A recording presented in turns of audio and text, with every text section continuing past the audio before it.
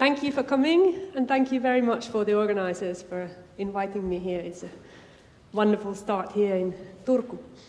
I must say that when I got the invitation, my kind of first thought, probably as a biologist, was that there should be no space in science for fate or destiny. But then when I was thinking about it, I kind of realized that actually, in biology anyway, we don't really consider that everything's random either. There's a lot of factors that influence how our life tends to go. And it's those differences between individuals in the kind of spoon that you get at the start of your life that I study in my research group, and I wanted to tell you about today in my talk. I'm a terrible Facebook addict, and just the other day I took this yet another test to see, it's called Face My Age, and it's checking how quickly your face is sagging. So do your photographs kind of reflect your real age, your chronological age, or are you perhaps looking a little bit younger or older than the reality? So I'm a bit vain, so I did this test, and what you had to do is upload your photo, and because I'm a bit vain, I took a photo from nearly 10 years ago, before I've had any kids, thinking that will give me a really nice result. And then what I had to do on this website is, like you do in Facebook, you have to answer a series of questions about your smoking, taking drugs, plastic surgery, sun exposure, marital status, so on. Things which presumably are linked to how quickly your face starts to sag. And I tried to answer them as well as I could, thinking, hopefully I'm going to get a really nice result. So you can imagine that when this was displayed on the screen, I wasn't very happy. So basically, even at the age of 33, this website claimed that I'm looking 30 years older. And of course, I uploaded many other photos of myself trying to repeat this, and every time the result was that I'm at least 60 years old looking. So whether I want to believe that actually or not, it is actually a fact that there are differences between us in the sort of rate that we senesce and get older. And this study published in PNAS recently made some newspaper headlines because it claimed to have shown that in 38-year-olds, there's vast variation in the kind of current biological age, ranging from anything from 30 all the way to 60 as I got.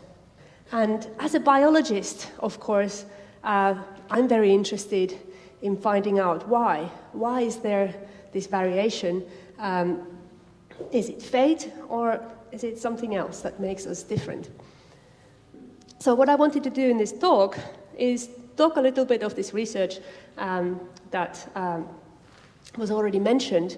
First of all, looking at how different are we really in terms of same-aged individuals. And I'm not looking at our faces. What I'm looking at is what's maybe perhaps more relevant for your biological success, which is variation in your biological fitness, your reproductive rate, and your longevity, how long you live for. And I'd like to address whether that variation between a cohort of bad-haired people, is that variation just random, or can we perhaps assign some of that variation to our genes, experiences we have across our life, or maybe socioeconomic status that gives us a different starting point? And to do that, what we need in a research, the sort of research that I do, is we need information for a large number of individuals on those reproductive events and lifespan. And ideally, we'd like those individuals we have to be related to each other so that we can test how how relatedness and the role of genetics is related to that variation between individuals. And what we would also like is good data on the environmental conditions that all of these individuals experienced at various stages of their life, to look at how that changes their life course, as well as information on their wealth or social status. And believe it or not, as a young biologist doing my master's here in Turku, what I actually thought was a good idea for our data was these Finnish church parish registers. And the reason why I got into them was that to collect that kind of data I just described from any other species in the wild, it's a massive effort to follow animals across their lives. And if you're working on a species like humans that lives up to 80 years or more, then obviously it takes a bit of a time as well. But what we have here in Finland is quite extraordinary, actually. So we have very good records of people historically living here, thanks to the Lutheran Church that originally for tax purposes get records of every single person in the country from 1749 actually onwards. And these records in whole Scandinavia, that Finland obviously was part of, are very good in the sense that they cover the whole population. And you can follow the life events such as marriages, how many children people have, how long they live for vast numbers of people. So, as mentioned, our database has more than 80,000 people now, and our first starting people from these church records, they lived in early 1700s, and then we followed that family lineage from one generation to another, recording what happens to those people, where do they go, how does their life go, up to 15 generations, so all the way to modern day, if those lineages only survive so long. And what we know for each family in this big pedigree is we know the mating success and reproductive success of all individuals, even if they didn't have any. By mating success, of course, I mean marriages. I don't know about any other type of matings. And by reproductive success, I know all the children who were recorded for them as being born. And of course, you could argue that perhaps there are other children born to these individuals who are not recorded in the church records. And I'm no expert to comment on that, but what we do know is that when we do have genetic data to test how accurate the paternity data recorded in the church records is, typically less than 1% of the recorded fathers turn out to be non-fathers. So I can assume that hopefully that rate is quite low. And what we know for each family is we know who was there at each period in the household. And what's nice in the Finnish church records is that you also have these books of migration, so you know where people go if they move away from our 9 base parishes. So if they move somewhere else, we can usually go with them and see what happens to them to wherever they go in the country. And the priests also recorded time and cause of death to their best knowledge, which we can use in our studies, as well as the occupation, which we can infer some sort of social status of the families. And we can put these individual life histories in the context of what's going on in the bigger scale in the country by looking at changes in the demography from regular census data that exists, as well as what's happening in the ecology of the population year to year. We have good records on things like annual crop yields, temperature, ice cover changes that I will tell you about in a minute. And I don't really need to tell this audience how life was like in historical Finland, but I guess the key thing to say is that these people depended on small-scale agriculture and also fishing in some parts, and it was agriculture at the kind of border of where it's possible, even with all the modern support we get. So it meant that crop failures often led to even quite big proportion of the population starving and dying, so famines were quite common. And it all meant that child mortality before 1900s was about 40%. in these pedigrees, which is kind of comparable to what you get in other populations without modern medical care. And fertility was natural in the sense that there were no modern medical advances available to limit fertility, although of course humans have always practiced some sort of family limitation. And what was the main limitation here was that the average age at marriage was something like 25 or 26 years of age. So people typically had to work for a good number of years before they were able to start their own family. And when we've been looking at those cause of death data, it seems that the biggest killer at the time, by large margin, was infectious diseases, which account for more than half of all the deaths, followed by things like old age or heart or cancer problems, which are much more common, of course, in modern days. And you have a lot of accidents as well, which are things like fighting and drowning and falling and shooting each other. So nothing has changed in that sense, I suppose. And if we look at these infectious diseases more in detail, it's a whole array of diseases that we nowadays are vaccinated against, but vaccinations really only kicked off in 1800, so this was a big deal at the time. And what I would like to do first is just to use these data to ask the basic question, how much variation is there actually in fitness, in biological fitness, between these individuals? And it's a question that raises controversy among all kinds of people, even biologists and even famous people like Sir David Attenborough, who's a great hero of our family, has said that we have put halt on human evolution. Or in the words of Steve Jones, who is a professor in UCL, things have stopped getting better or worse for our species.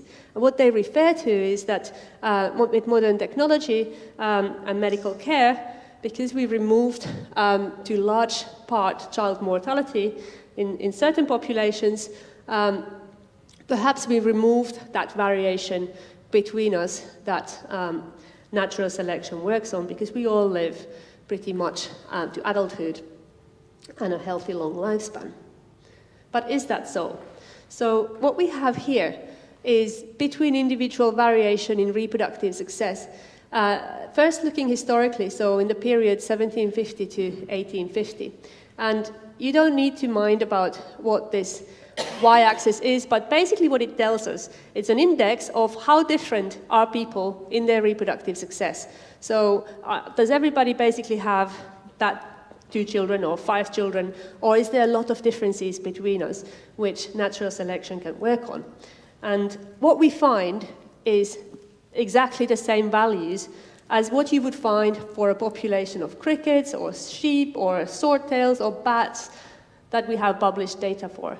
So there was just as much variation, material for natural selection in this historical Finnish population as there is for any other species.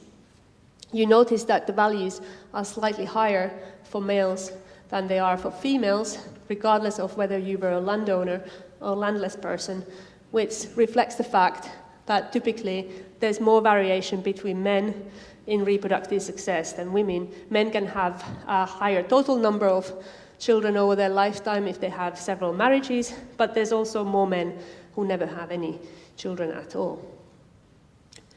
So what happened then, after these historical times, when we were able to remove that child mortality and start vaccinating our children against measles and mumps and all those nasty diseases? Well, here's a picture of that. This is looking at mean fitness, which is basically how many genes you put forward to the next generation. For a person living in 1750 to those ones born in 1950s. And you can see that the mean fitness varies a lot between years. There's these bad years like the famine in 1860s, where lots of people died, and no doubt mean fitness went down. And then there's a little decline or general decline from 1900s onwards, when we know that fertility started to decline and infant mortality started to decline as well. When we look at how that reflects to the variance in fitness, so how different are we in this respect, you can see that, as I said, there's a lot of variation in the early period, and from 1900 onwards, there is some decline, but it's not like variance in fitness has gone to zero. So there's still lots of differences between us in terms of how many genes different people contribute to the next generation. So I can't say I agree with David Attenborough in this respect. And I think the key thing to notice is that child survival indeed started to improve with these vaccinations and other advances, so that practically all the children nowadays survive. And what it meant for the variance in child survival was that indeed there was a lot of variance early on in survival. In some years, lots of babies died. Other years, they did better, and that variance was removed when everybody started to survive. But what happened to fertility is the completely opposite. So what happened to fertility was that in the 20th century, birth rates started to decline, so women had less children, but actually variance in women's fertility increased dramatically. So it's much more variable now, whether women have lots of children or less children, to put it, whereas in the old days, that variance was much less. So nowadays, there's not so much variance between us in our survival, at least to adulthood, but there's big differences in our reproductive rates, which still fuels that variation in fitness. So it's an important thing to remember that although the variance in fitness has somewhat declined with time, there's still differences in mating and reproductive success, even in the modern day, which gives us an opportunity for selection and evolution to potentially operate if there is any selection going on. I'm not going to talk about selection today, but what I will talk about is that variation. Why is it there? Is it just random? Some people doing this and other people doing that? Or is it perhaps partly due to the genes we carry? Is it due to the experiences that we have across our life? Or is it due to differences in wealth and socioeconomic status? What we know for sure is that in the historical period, socioeconomic status made a big difference. So we have here a picture of the numbers of grandchildren that people, women from landowning, tenant farming, or landless background contributed to the next generation in their lifetime. And you can see that the number of grandchildren that these landowning women achieved was double the number of grandchildren that landless people would achieve in their lifetime. And that's basically because the landless married much later in their life. If they married, they had fewer children, fewer grandchildren, also a shorter total lifespan. So socioeconomic status does create differences in how your life goes. But are there also genetic differences which perhaps lead to these differences? And it's of course a question that biologists always have to try to work on, because it's the basis for whether any selection that we observe in a population could lead to evolution. If there's no genetic basis for these differences, we don't observe any evolution by natural selection either. And when I'm talking about heritability of traits, what I refer to is the proportion of variance that we see between us. So how different you and you and you are, which is caused purely by the additive effects of the genes that you carry. So for example, my two kids, they resemble me, yeah? And they resemble me for many reasons.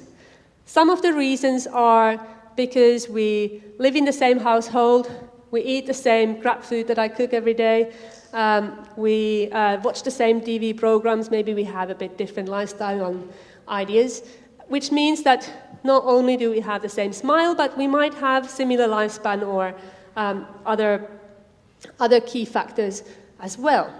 But some of that resemblance also in things like our lifespan or fertility might be due to the genes, the copies of genes that I've passed onto my children. And what we want to do is work out how big part of that resemblance is due to those genes that I passed on, how big part is due to other factors. And it's a tricky thing to work out in any species, and it's particularly tricky in something like humans, where we can't do any experiments, obviously. We have to rely on the data that we have. But actually, it's the same for any animal breeders who are trying to breed better salmon or better cows or better pigs. They also have to rely on exactly similar kind of data sets as my data set on these historical Finns, where we have a lot of relatives across many generations. So this is an illustration of the pedigree.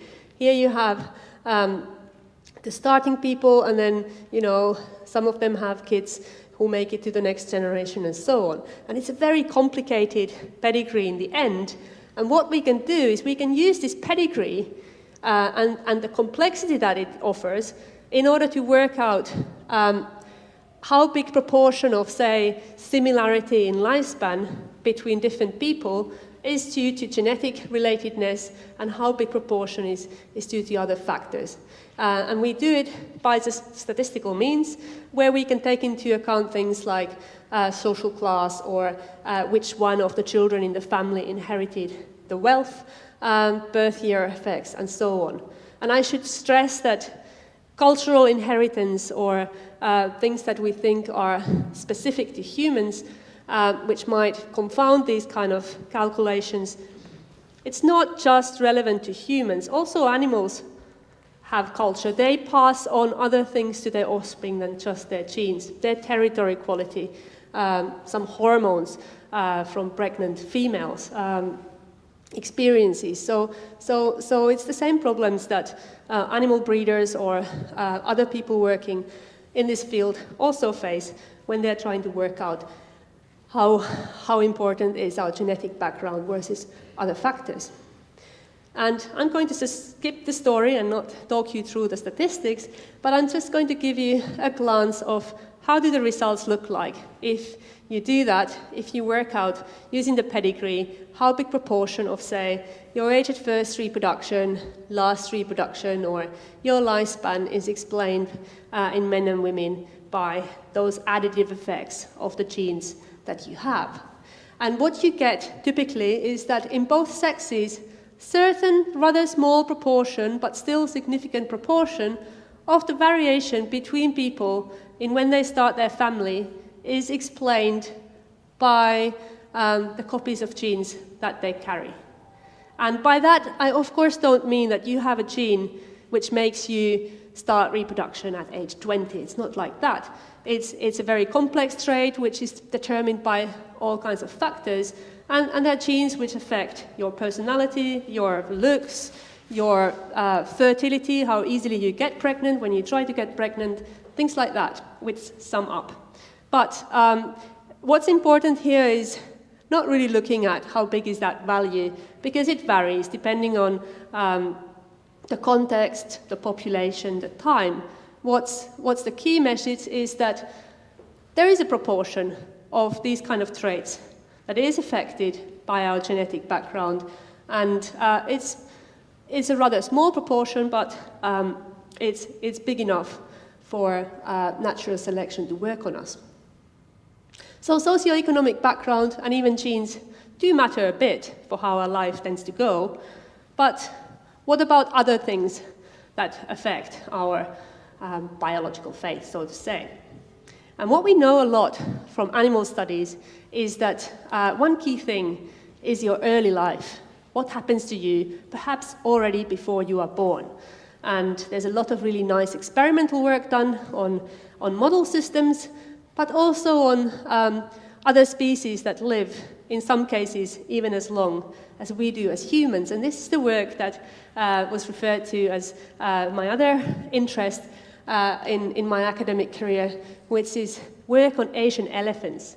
And why I'm so keen on these animals is that they live just as long as humans do.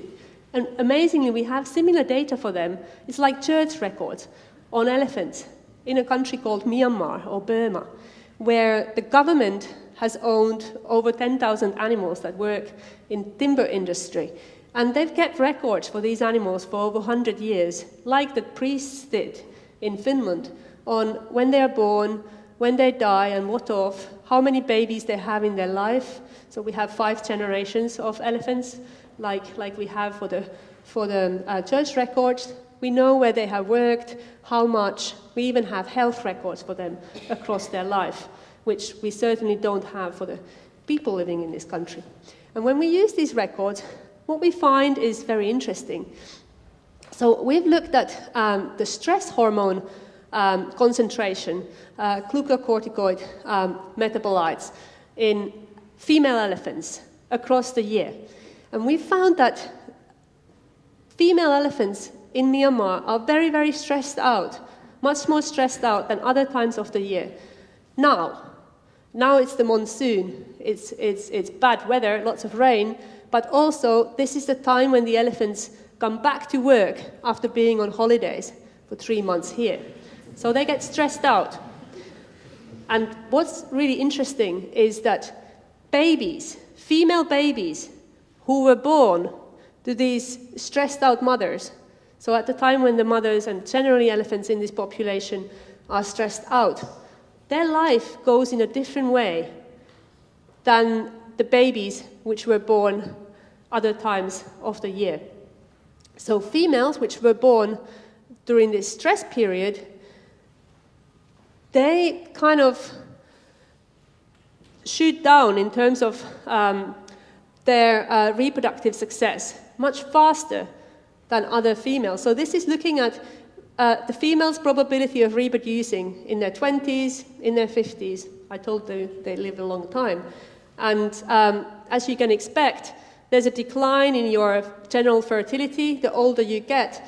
But these females, which were born during the monsoon, their senesce much faster than the ones which were born at other times of the year.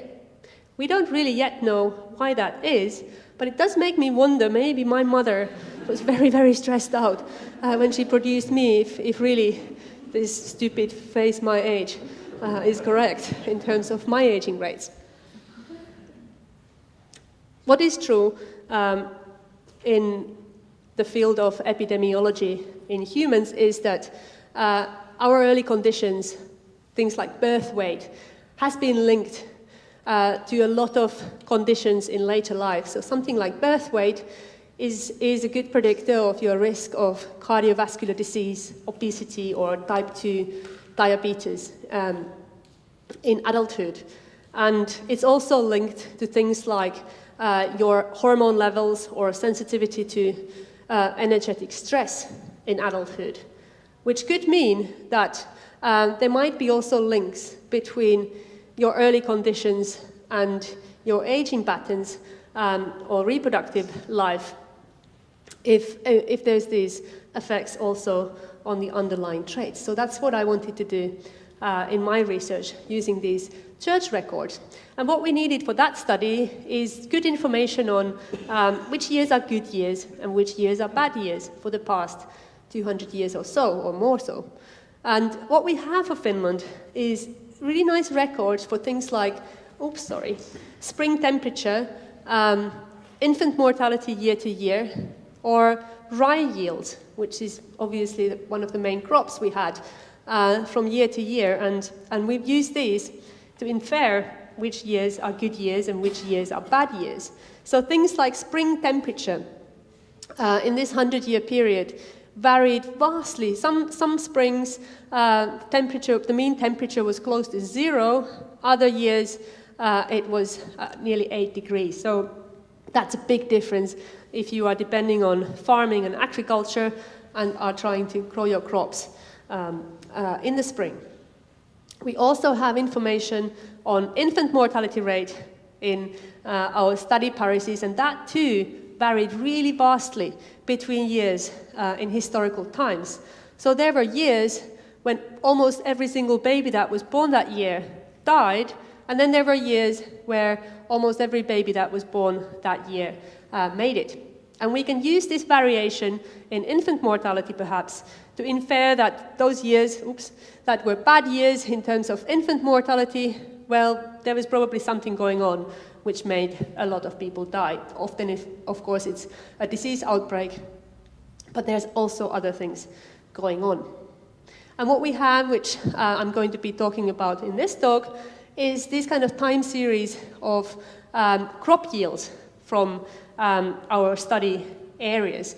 And it's interesting because it's showing you the rye yields year to year and how much they vary. And yield means how many seeds you put in the ground and then how many seeds you got back in the autumn in response. And basically, in some years, there were years when you put one seed in, you get 2 seeds out, not great. There are other years when you put 1 seed in, you get more than 10 in return. So big variation in how productive growing rye was. And what I would want you to know is if you were born in this kind of year, where there was presumably very little bread, or this kind of year, which was a really wealthy year, did that have any long-term consequences for how your life went by? And what we do know is that crops, harvest success of things like rye, they were very tightly linked to mortality in this population and elsewhere. So you might be familiar with the great Finnish famine, or nälkävuodet, which was this mass mortality event in 1866 to 68, where the crops failed kind of 2 years in a row, and 15 to 20% of the population starved to death. And what we see also in our data is that the harvest success of both barley and rye in our study area, it failed in 1867, and you can see that that's reflected in the mortality rate instantly for both males and females. Males have a bit higher mortality than females, but mortality went up. And I'm not sure if you can see in the back, but this is a breakdown according to your socioeconomic status, and the biggest mortality peak is for the poor people up here, but also the landowners were affected by this famine. And if you look at it by their age category, again, I'm sorry if this is not visible, but this biggest group here are the old people and also the ones that are under 1 year old. So the youngest and oldest were affected most. And what I wanted to do is look at if you were born in a good year or bad year, how did that affect your later success? So this is looking at if you were born yourself in a poor harvest year or good harvest year, you did survive that childhood, you didn't die, but what would happen to you later in your life in terms of your when you got married? Most people got married if they lived long enough. And you see that the average age at marriage was significantly later for the ones who were born in a poor harvest year compared to the ones who were born in a good harvest year for both men and women.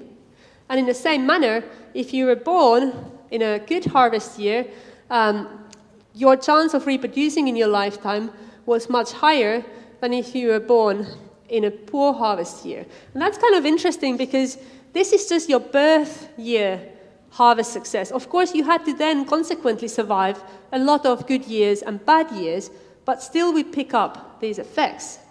And what's really interesting is that if you were born in a poor year, which is here, you were born in a poor rye harvest year, you had much lower chance in your later life, in adulthood, survive that famine. So this is your chance to survive the big famine later in your life if you were born in a poor harvest year or excellent harvest year. And you can see that your chance to survive the famine were reduced if your birth year had been a bad year early on. And it's the same for both people coming from all kinds of socioeconomic backgrounds, although, as I said, the poor people obviously had a higher mortality or lower survival during this famine. But even they, if they were born in a good harvest year themselves, were better protected against this famine later on. So being born in a bad year was bad already, but even birth month seems to matter. So there are studies which show that, for example, in 20th century Europe and in Australia, whichever month of the year you were born is related to your lifespan after age 50. So if you are in Europe, if you are born in spring months like myself, you tend to have the shortest life expectancy after 50 compared to if you are born at the end of the year. And interestingly, in Australia, it's the other way around. Sorry, I didn't put the key here, that's silly. So these are the European countries here. It's Austria and I can't remember which other country. This is Australia, this red line. And in Australia, the pattern is completely the opposite, suggesting that maybe it's something to do with your early life, maybe climate, or who knows. And what's interesting is that if these Europeans migrate to Australia later in their life, they still apparently tend to die like the Australians do. So it's something about your birth conditions indeed. And in the same way, the numbers of grandchildren born to women in historical Canada varied by many-fold, depending on which month of the year they were born. And here comes the silly part of my talk, maybe. But this did make me think that if birth month really matters to you, then is it actually that horoscopes make sense as well? You might be laughing, but there's all this rumor that we're all interested in president's games in America at the moment, but it's always been a bit weird because Ronald Reagan apparently was a big believer in horoscopes, or his wife was anyway, and things like appointing George Bush as his vice president is rumored to have been decided by astrology. And if that's the case, then I got a bit curious trying to find out if there's any sense in horoscopes. I must admit, nobody wanted to publish this study, but I'm going to tell you anyway, because I think it's really quite cool what I did.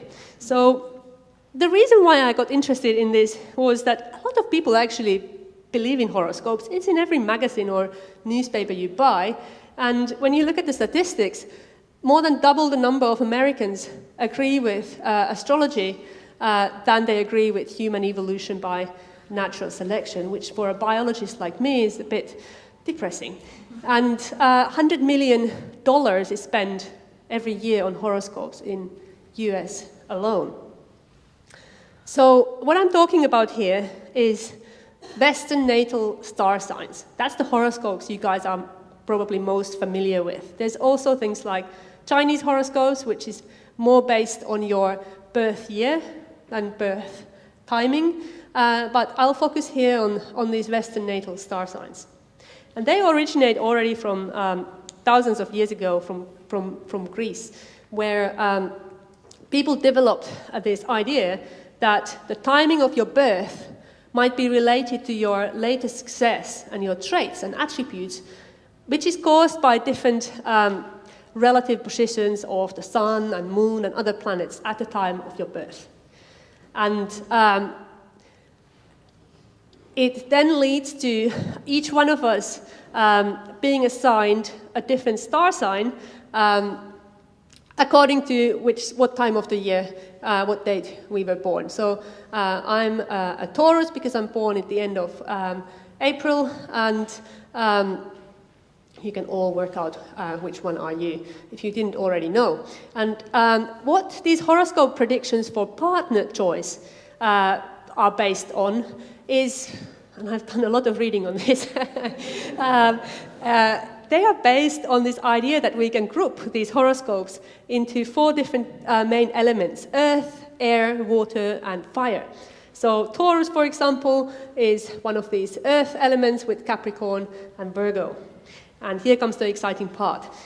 If you are assigned a certain element like earth, you are predicted by horoscopes to go better together with a partner that, in this case, is also of earth element or carries the water element, whereas I would clash really badly with somebody who is born at the air or fire time. Okay, so that's the basis. There's a lot of variation in this, but this is the sort of core idea. So when I went on to try to test this idea, I kind of thought about the assumptions. How could this ever work? And I guess it could work if 2 things were true. If personality and fitness differences really existed according to your birth month. So if people born in different times of the year really did differ in these important respects. And more importantly, if relationship success really was influenced by not just your own attributes, but the compatibility with your partner. So only certain people would fit together well. So what evidence do we have? Well, we do know, as I've already told you, that lots of early experiences do affect other traits in later life, also including your behavior. There's lots of famous people who've studied that. And there is even good evidence that birth month is related to differences in temperament or character traits, which has been linked to some neurotransmitter changes, and we know even about the physiology underlying these differences. But what would be the key thing is whether mate choice depends on your birth timing and, importantly, your partner's birth timing as well. So in other words, whether the success of something like Brad Pitt in marriage with Angelina Jolie would be more successful than with his previous wife, just because of what time of the year those partners were born in. And what we actually do have is we do have some studies which claim to have shown that relationship success is influenced by the combinations of partner personality. So if personality is related to your birth time, and if relationship success is influenced by combinations of partner personality, there's a small chance that this might actually work out. So that's what I went to test. And I wanted to test these 2 predictions. Can horoscopes predict spouse choice? So in other words, are that kind of partnerships or marriages more common in the populations that are recommended by horoscopes than other types of pairs? And you don't need to read horoscopes for this to work, because, I mean, most people test a lot of people before they go and marry one, and it could be that if it's true that you get on with one person more likely than another because of what sort of personality they have, which might be linked to their early conditions, then maybe that kind of marriages just happen more often because those people get along better with each other. And secondly, whether these marriages that the horoscopes claim would be a better marriage because those people fit together better, are they actually more successful? And I'm measuring success here by the longevity of the marriage, because I have no information on happiness or any other measures. So what I did was I went to the Finnish National Population Register. I took 5,000 marriages from 1980, random selection across the country, where I knew the birth time of both partners so that I could match them as either good matches or bad matches to each other, depending on what horoscopes they were of. And then I followed these marriages for 26 years to the end of 2006 to see which marriages ended up in divorce, which ones ended up in one of the partners or both of the partners dying, and which marriages were still alive and well after 26 years. And first question was, can horoscopes predict spouse choice at marriage? So are those marriages more common among these 5,000 marriages that would be recommended by horoscopes? Here's your observed number of marriages which are a good match according to horoscope recommendations, and what would be expected by random chance. And here's the same for bad matches. Absolutely nothing going on. So either horoscopes are not true at all, or people just don't follow their recommendations, so they don't find a partner who would be good for them, and they're just being silly. So what we need to do is we need to also test, it's a no for this, but we need to know whether the marriages that were a good match, are they actually more successful marriages than would be expected by chance. So what we have here is the probability of being divorced after 26 years, so years of marriage here, for those couples that, according to horoscopes, were a good match to each other. And you can see that 30% of the marriages had ended up in divorce after 30 years for the couples who were supposed to be a good match. And when we compare this to bad matches, there's absolutely nothing going on, just as bad divorce rates for them as well. So it is a no, I'm afraid, if you are a horoscope believer. We find no support that horoscopes predict spouse choice, at least the way I tested it, and I also found no support that marriages would be more successful if you took the partner that your horoscope recommended for you. So did even Brad Pitt get it right? I had to work this out. Brad Pitt, as you probably know, is now married to Angelina Jolie and was previously so to Jennifer Aniston. And when we look at Brad, we see that he's actually a Sagittarius, which is a fire element. And fire goes well with air, and it goes well with another fire. So what are Jennifer and what are Angelina? Turns out they're both air. So I can't find any support even from here. He should have been well off even with his first wife, but he then went on to have a million kids with his second wife. So I'm afraid it's a no for this part of my talk. I've kind of tried to tell you about how, as a biologist, it's interesting to think about life course and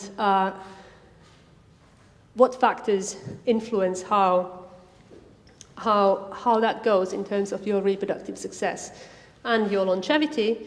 And I've argued that even though, of course, most of that variation is due to whatever things we happen to do in our life and a lot of random choice as well, there are some elements which are affected by perhaps our genetic background, making us more likely or less likely to reproduce at different times, and also the experiences we have taking already from the times when we are fetuses in our mother's belly.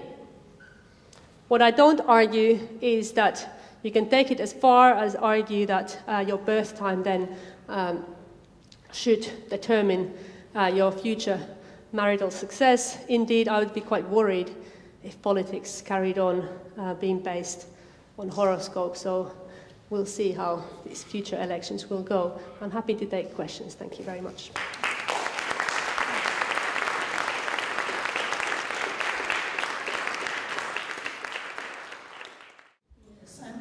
Riita Tammivaara from Turku, from here.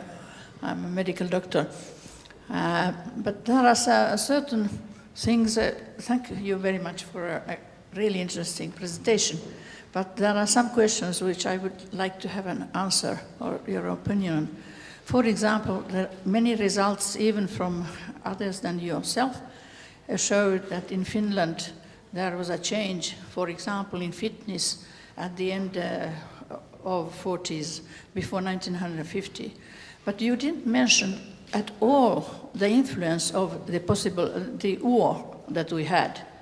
And because we had the war from 1939 further on, and of course quite a lot of young men died and so on, and even the influence on the family, because there are widows who had to take care of the life, so to say,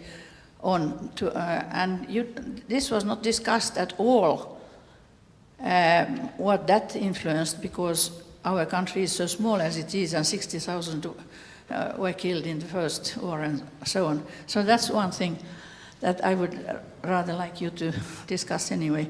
And then the other thing is that when you showed results about the FAME years, 1866, and you showed that they were those who, in every respect, had a bad future.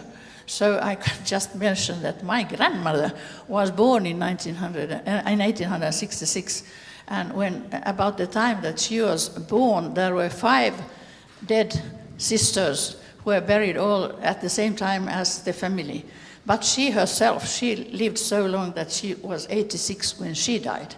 So we always have these exceptions. So however the mean is, our future can be quite different. And then still one thing which I also would like you to think of is that when we say, there is this saying that you are born with a gold spoon or some other spoon. Plastic spoon. But but what does that mean when you perhaps are born then, but especially we say about that time, again this war time, you perhaps are born in very good conditions, but just a few years passes and you lose either your mother or your father. And how does that influence? How are the first years and the changes, so to say, perhaps already before school age? What possibility you have to influence your life, and what does that mean?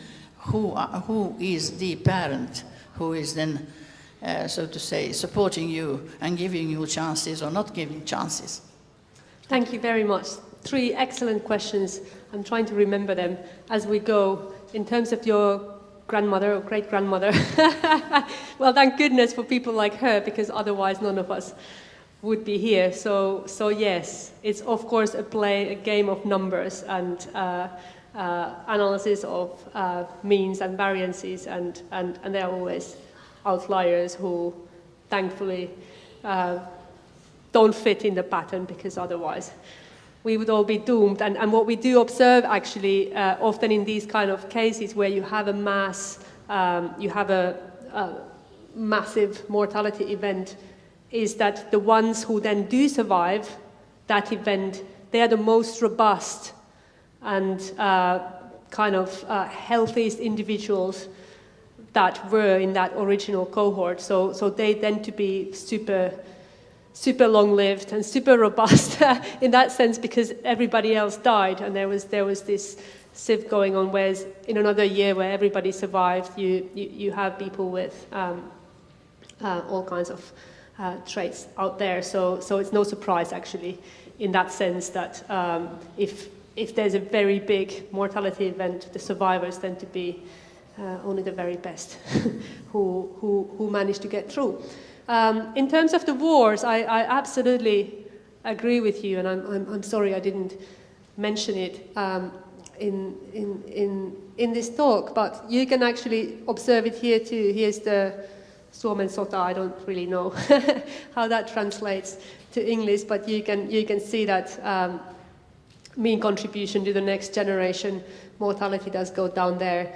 You have this is a bit crazy here, but it's driven by the fact that those cohorts who were exposed to the Second World War, they went on to the baby boom and had a lot of children themselves. So there are clear effects of wars on both fertility rates and also then mortality rates. And depending on how long those periods are, obviously could have big consequences for the populations and how it works.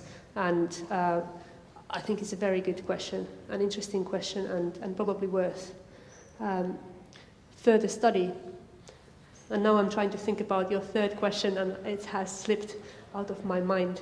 Was it about the first years of your life? I remember now. Yes, if you were kind of born in a good year or not so bad conditions, and then had to face the war or something later on in your life, perhaps your parents died, and so on. We have actually done a lot of research not on the war mortality as such, but on effects of if you lost your mother or if you lost your father, and if you lost it at different ages in childhood, what consequences does that have for your own risk of dying as well as your future? We don't have health data on these historical people, but their survival and their family life in later on in life. And it's those first 2 years in terms of the mother's death that seem to be the most critical ones for your own mortality risk. But there's also long-term effects. So even if you didn't die instantly when your mother died, there can be carryover effects. So you have lower or higher mortality risk even years after, if you had lost your mother. Father's loss, we actually don't find as big effects, or sometimes no effects at all, which is interesting. But what we do know is that there's a lot of other family members who tend to compensate or try to compensate for the loss of, say, parents. So there's grandmothers, and we found a lot of support for the role of grandmothers in the family success and the survival of the grandchildren. So if the grandmother is alive and in part of the family, the grandchildren survive better than if the grandmother is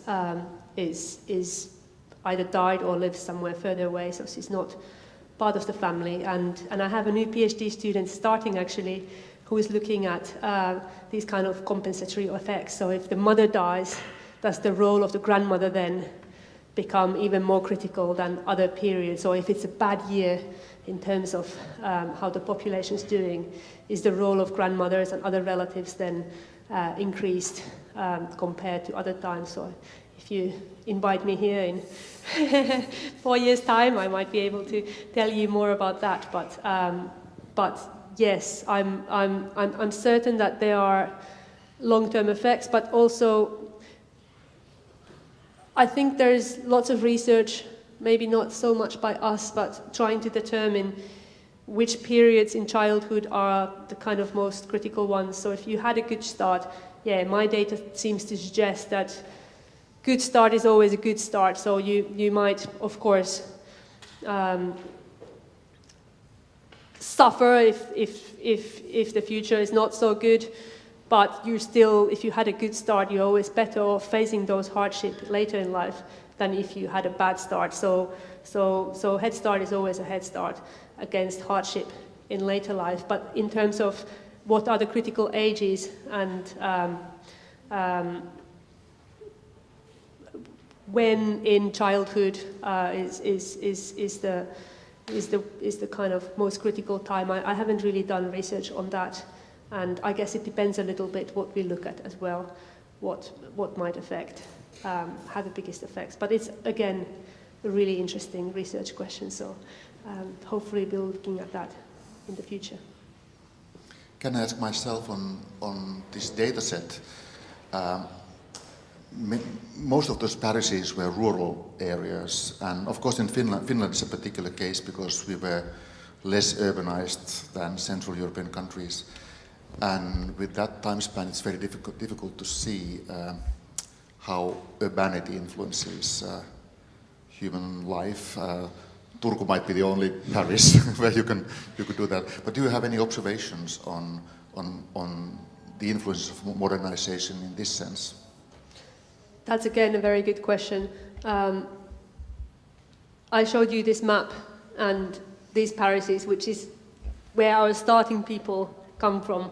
But actually, it's a little bit of a lie, because at the end of the study, they come from something like 160 different places, so they managed to move all the way to America and beyond in these 300 years. So a lot of the people from these archipelago parishes in particular go to Turku, of course, so it would be easy to do that kind of studies, but as you say, 1700s, whatever, I mean, I guess even Turku wasn't a metropole in that sense, but I haven't really done very much or anything at all in terms of comparing the sort of lifestyles or in that sense, but I think there would be a lot of room for collaboration even using these data, addressing that kind of questions if there's anybody who is interested.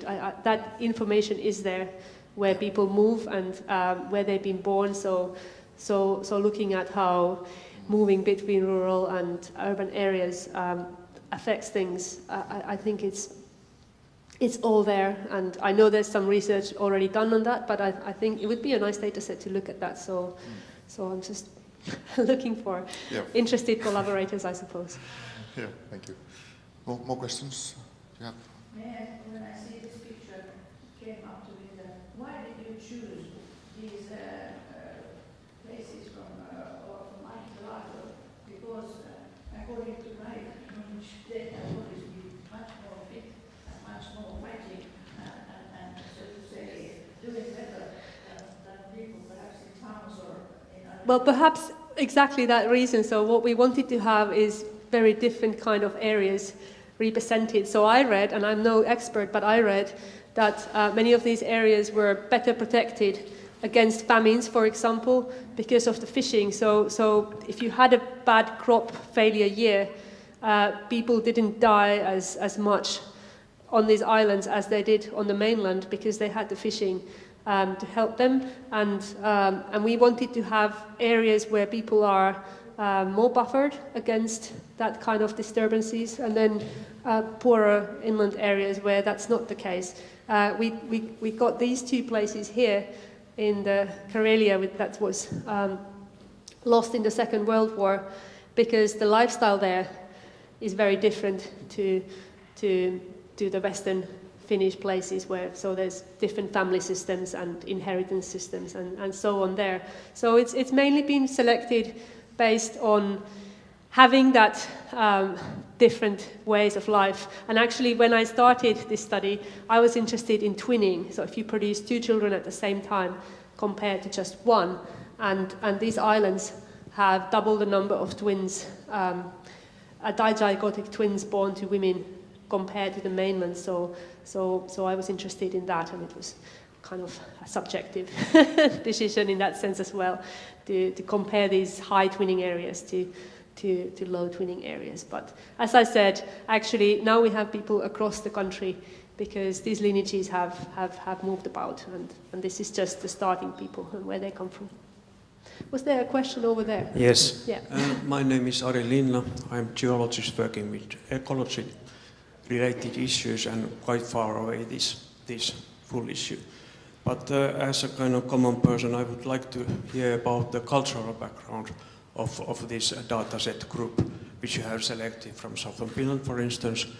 If you would make this kind of study, for instance, if there would be available data from United States, where you can kind of reflect the changes with the change of language, getting more and more Spanishized, more Spanish-speaking people, more culture related to that, and so on. So certainly the homogeneity is not so big as here in your dataset.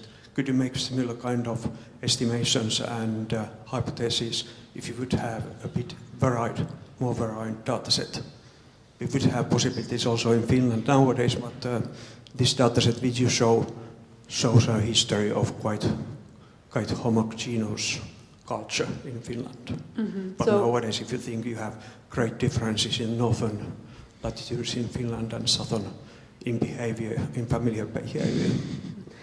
Okay, that's some common comments. That's a very good question as well, and what I actually get a lot in conferences, when I go and talk, particularly in sort of general evolution conferences, is only thing people seem to know is that Finnish people are inbred. Why are you working on inbred Finnish people?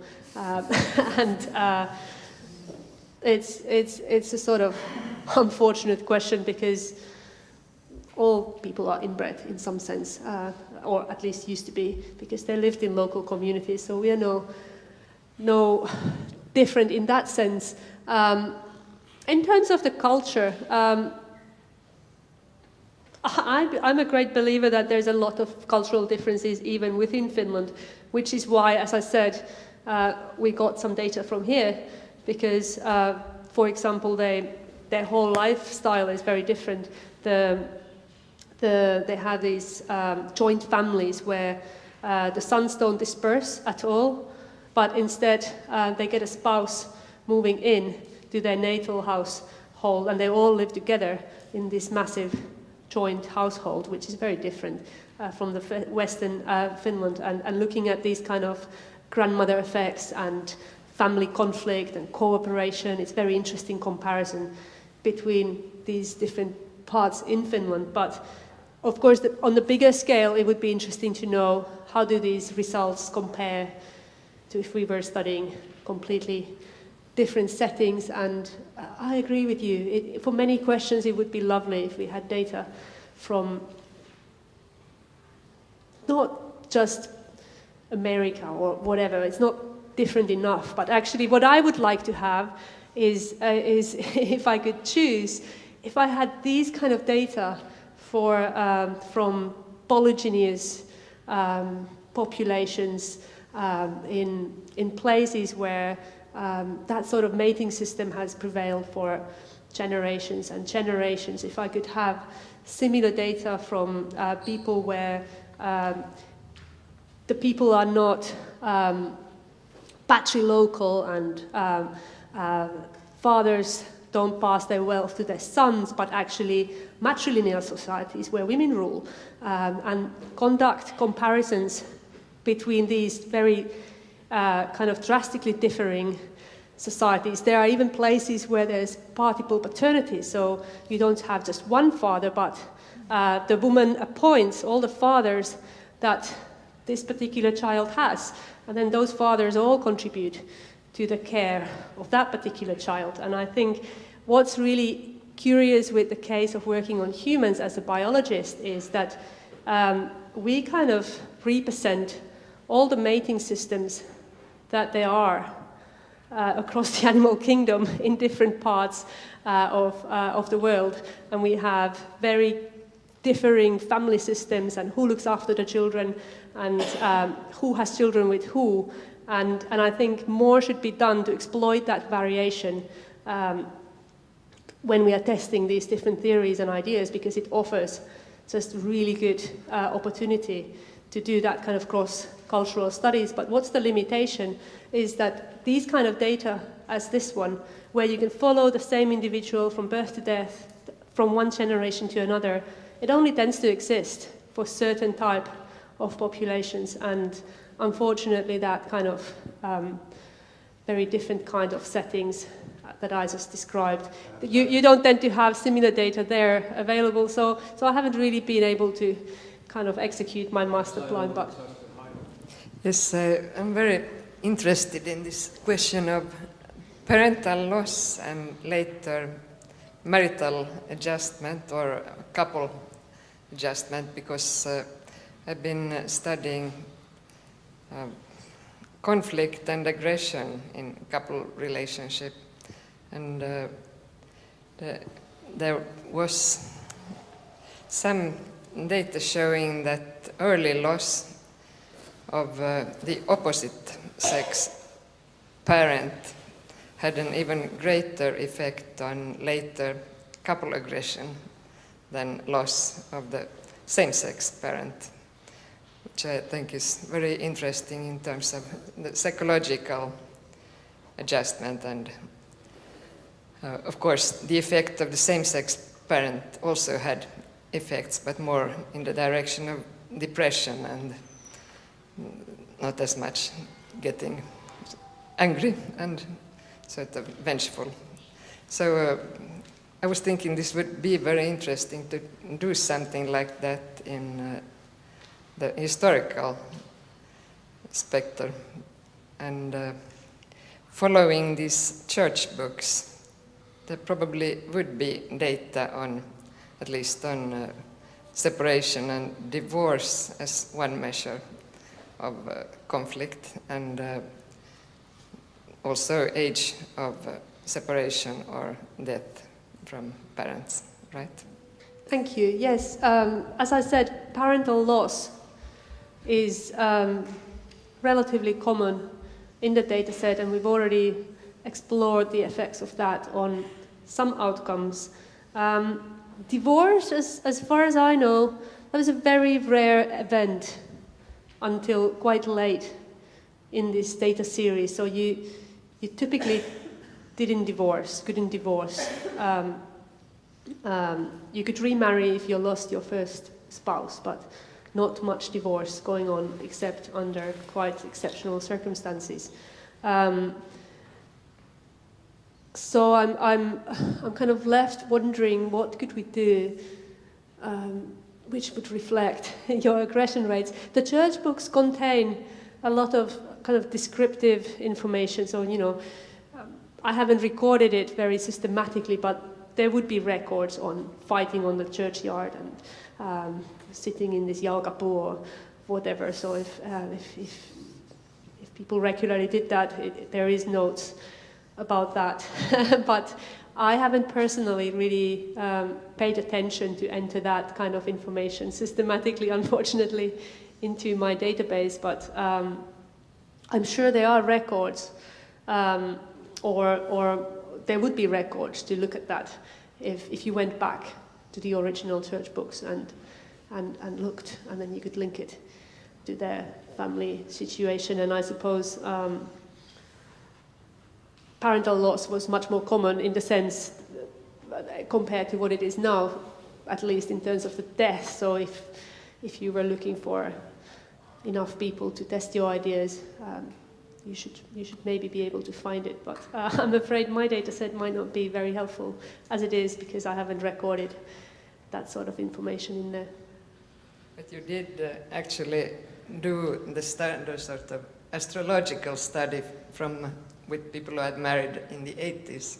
Yes, and yes, that was modern data, yeah, yes. And there you could find a lot of That's divorce. true, that's true. You could use more modern records, and I'm sure then there would be more rich data available as well on the life of these people, that's true. Yep.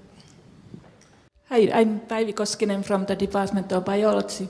So there must be some epigenetic factors explaining some of the differences you are seeing, but I guess with the historical data there's no possibility to study them, or can you somehow take that into account, or I don't know. Yeah, I'm afraid that people have been buried and dead for 200 years, so it would be very difficult to look at the specific epigenetic changes in their genome or anything like that. I know there's other research working on more suitable study systems which have done that, so all we can do is look at these links and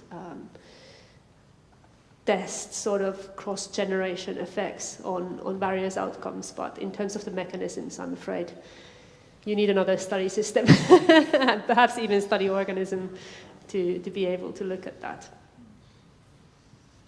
Any more questions or comments? Yes. Thank you, Virpi, for the excellent talk. I do not have a question.